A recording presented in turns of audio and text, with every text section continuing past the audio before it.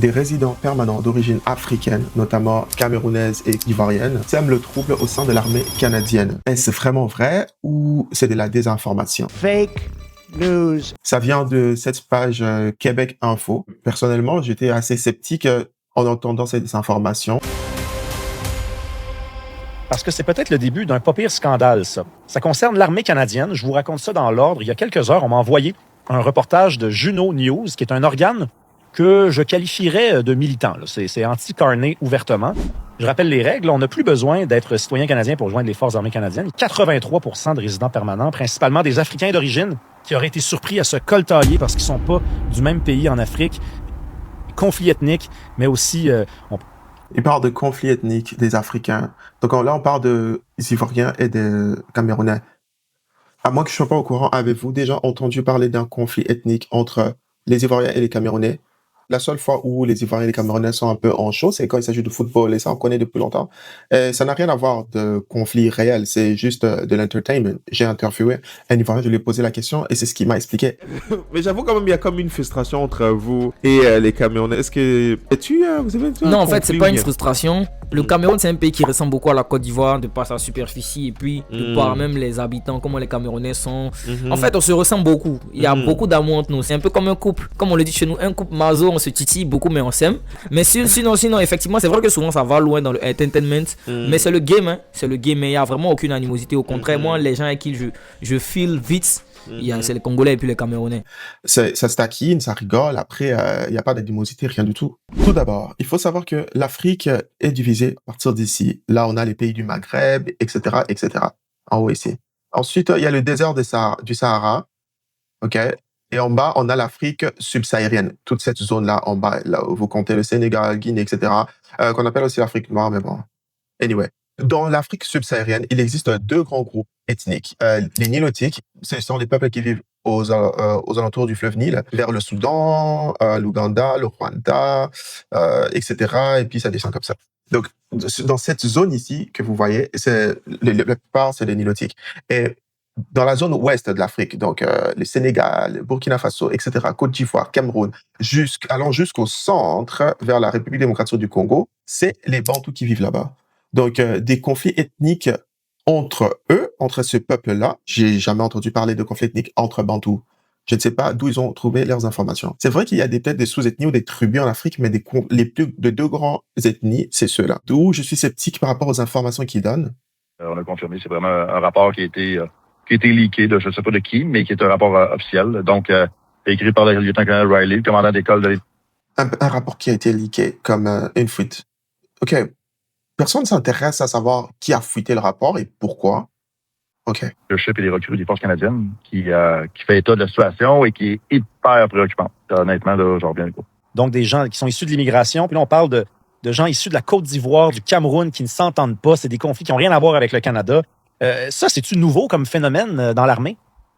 Ce qui est nouveau, c'est d'ouvrir la porte. Là, le gouvernement libéral a décidé, parce qu'il y avait un manque de militaires dans les forces canadiennes, d'ouvrir la porte aux résidents permanents. Donc, c'est des gens qui sont ici comme immigrants, mais qui sont pas des citoyens canadiens encore, qui ont un statut de résident permanent. D'ouvrir la porte tout grand à ces gens-là pour devenir des militaires. De mettre en application ces règles-là. Lorsque tu arrives avec une culture différente, tu n'as pas vraiment vécu de cette façon-là, tu arrives dans un système comme ça qui te dit, ben là, c'est comme ça que tu vas plier ton lit, c'est comme ça que tu vas laver ton âme, puis tu vas manger comme ça, puis que les gens disent, ben non, il n'y en a pas question. Puis qu'en plus, ben là, tu as d'autres cultures qui s'aiment pas entre eux, puis que ce conflit-là s'installe au sein même de l'institution des forces canadiennes, ça ne peut pas fonctionner pas du tout. Non, puis là, je veux juste préciser.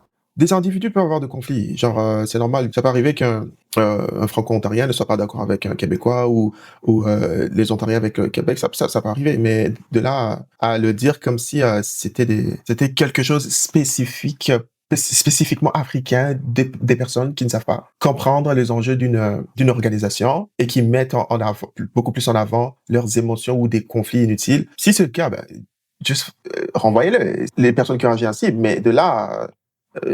peut-être que même si on va dans le fond, peut-être les cas sont à compter au bout des doigts. Ça, c'est juste moi. Avec des critères d'embauche complètement effacés, avec des gens qui arrivent un peu partout dans le monde. Comment voulez-vous que ça soit sérieux, là? Non, on va pas avoir des forces canadiennes basées là-dessus. On va les prendre. OK, déjà, ça m'a toujours étonné. Est-ce que les gens ont la moindre idée de comment est-ce que c'est difficile d'avoir la résidence permanente ou bien d'avoir un permis de travail pour entrer dans le sol canadien.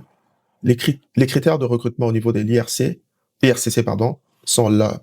C'est très élevé. Les personnes, avant même d'obtenir un visa, j'ai travaillé sur ça récemment, donc j'ai appris beaucoup de choses. Avant d'obtenir un visa, il y a beaucoup de tests à passer, tests médicaux, etc., etc. En plus de ça, le Canada ne va pas juste chercher le monde dans la poubelle comme ça. Ils vont chercher des personnes éduquées qui peuvent aider à développer l'économie canadienne. Donc, et même les employeurs vont chercher de la main-d'œuvre qualifiée. Donc, si c'était facile et qu'on prenait tout le monde, mais les critères sont très élevés. C'est vrai qu'il y a toujours des exceptions, des cas où des personnes peuvent passer par les mailles des filets, mais connaissant, je ne sais pas s'ils sont renseignés sur le Cameroun. Le Cameroun fait partie de l'un des pays où le taux d'éducation est le plus élevé en Afrique. Au Cameroun, la plupart des personnes, en moyenne, ils ont un bac. Je ne suis pas camerounais, mais tous les Camerounais que j'ai fréquentés, ça c'est dans mon expérience, ils sont comme ça, studieux et sérieux, en tout cas au Canada, que j'ai rencontré. Et pas mal d'Ivoiriens que je connaisse, quasiment tous les Ivoiriens que je connaisse, ce que je peux vous dire, 99% sont très gentils. Et le 1% sont assez gentils. Donc, je suis étonné de ce que j'apprends ici. Oh, ça prend pas la tête à Papineau, là. Il y a les faibles compétences orales aussi. Donc, on parle de gens qui ne maîtrisent pas tout à fait le français, pas tout à fait l'anglais. Vous avez été dans l'armée. Qui ne maîtrisent pas tout à fait le français ou l'anglais. OK. Déjà, il faut savoir que les deux langues officielles au Cameroun, c'est le français et l'anglais. Et je viens de vous dire que les Camerounais sont éduqués. Si on parle d'accent, c'est normal. Forcément, quand tu as une langue nationale, tu parles deux langues, il y a toujours un accent par rapport à ta langue maternelle. Donc, en Côte d'Ivoire, ils ont aussi leur langue nationale, mais quasiment tous les Ivoiriens parlent français. C'est la langue de communication. Comment tu fais pour communiquer en Côte d'Ivoire si tu parles pas français minimum? Donc, si je pense qu'il y a un problème de compréhension, ça viendrait par rapport peut-être à l'accent. C'est plutôt, moi, je trouve que le français canadien, ou bien en tout cas québécois, certains, l'accent est pas mal dur à comprendre, vous savez. Il y a pas mal de mots d'emprunt en anglais pour dire copain, on dit chum. Oh, sois-les dans le cul, tabarnak, je le veux pas, son esprit de chandail! L'état du français dans les forces canadiennes, puis ça, c'est déjà un défi. Imaginez-vous, quand on arrive ici, qu'on parle ni l'un ni l'autre. Comment voulez-vous fonctionner? Est-ce que c'est toujours le même Canada? Est-ce que c'est toujours... Parce que je vous ai dit tantôt, c'est difficile. Il y a des postes, pour venir travailler au Canada, tu dois passer le test linguistique. On doit faire sûr que tu parles deux langues. Là, c'est déjà juste pour entrer. Et même normalement, pour entrer au sein de l'armée, je pense qu'il y a aussi des tests linguistiques. So, à deux reprises, ces personnes-là, ces exceptions ont pu quand même... C'est peut-être vrai, tout comme ces informations peuvent être complètement fausses. Ça, je vous le dis. Parce qu'en vrai, ça n'a pas d'allure. Et ça va en contre de ce qu'on peut voir comme réalité. Et ils vont donner l'information comme ça, les gens vont regarder ça, et qu'est-ce qu'ils vont se mettre dans la tête? Ah, les immigrés sont misogynes. Ah, ces personnes-là ne savent pas communiquer en français ou en anglais, etc., etc.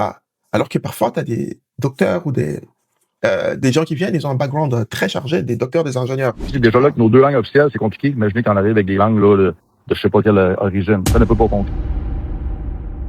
What? Je vais vous raconter une histoire. Vous savez, beaucoup de monde se plaignent en disant que l'immigration a fait que beaucoup de personnes viennent prendre nos travails, etc. OK. L'autre fois, je suis allé à l'hôpital, un hôpital francophone. On a passé probablement plus ou moins 10 heures. Et pendant qu'on attendait, il y avait une infirmière. Elle était venue pour son fils. Il avait fait une allergie. C'est quand même assez grave, right? So, la dame, elle travaillait là-bas, à l'hôpital. Mais elle est arrivée, elle a attendu plus de 10 heures. Elle était dans tous ses états. Elle n'arrivait pas à comprendre. Elle expliquait que, mais je travaille ici, mais comment ça se fait que il y a personne il y a pas de, vous savez, le médecin n'est pas encore là, etc. Probablement à cause de la main d'œuvre. Et même nous, quand on a été reçus, après, je crois, 10 heures d'attente, la médecin, elle venait, je crois, de l'Inde. Elle était, je crois, une Indienne.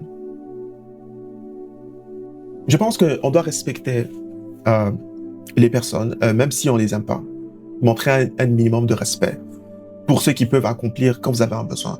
Maintenant, si le Canada n'avait pas besoin de cette main-d'œuvre-là, elle aurait pu recruter des natifs. Si elle a dû pousser les critères, c'est parce qu'il y a un besoin et ces personnes-là ont répondu à ce besoin. Je ne dis pas que forcément tout le monde qui sont arrivés sont des bons candidats. Je pense que si les personnes ne fonctionnent pas selon les règles, c'est normal, il faut les écarter. Comprenez mon émotion. Alors, Pour ceux qui veulent, si vous êtes immigré, ou immigrant, vous êtes résident permanent, vous n'êtes pas natif, vous n'êtes pas québécois, vous voulez vous enrôler au niveau de l'armée canadienne, même si c'est géré par le fédéral, sachez-le que ces genres de réalités peuvent arriver. Et moi aussi, j'encourage les natifs canadiens, s'il vous plaît, allez vous enrôler au niveau de l'armée, s'il vous plaît. Mes amis québécois, enrôlez-vous massivement au niveau des forces armées canadiennes. Les forces armées canadiennes ont besoin de vous. Hein, ok? Ça va, c'est comme ça, tout le monde sera content. Passez un bon week-end. Bye.